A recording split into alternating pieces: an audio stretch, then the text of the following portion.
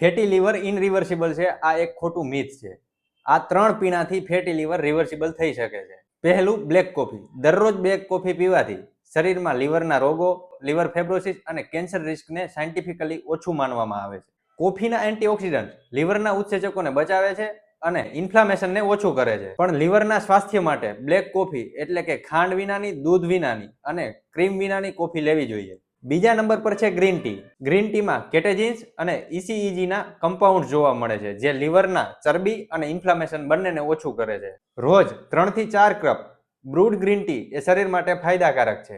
પણ તમારે high extract green tea થી બચવું જોઈએ, કેમ કે તે લીવર સ્ટ્રેસને વધારે છે.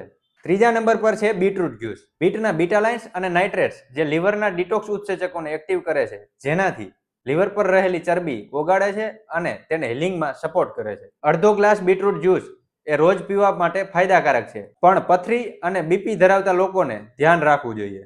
તો આ 3 પીણાથી આપણે ફેટી લીવરને રિવર્સિબલ કરી શકીએ છીએ.